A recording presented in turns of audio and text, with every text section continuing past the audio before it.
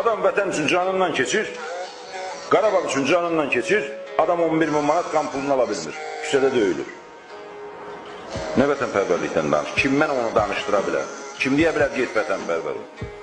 Siz baxın o televiziyalarda vətənpərvər ol deyənlərin bircəciyi vətən uğrunda çöpü çöp üstə qoymuyor. Döyüşmək lazım olanda döyüşmüyor. Müharibəyə gitmək lazım olanda gitməyib. Çıxaq Qarabağ qazisi. Deyirəm, bax bu mənim Qarabağ qazisimdir. Mən bunu yaşadıram, gözəl yaşayır. Gözünü itirib, əlini itirib, ayağını itirib. Bu mənim şəhid ailəmdir, baş tacımdır.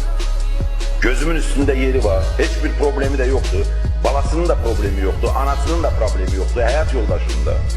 Canın çıxsın Azərbaycan vətəndaşı. Bax, buna da nümunə götür vətənpərvər. Mən küçədə döyülən Azərbaycanın şəhid ailəsinə baxıb da, nətər övlad tərbiyəliyim vətənpərvər olmaq var.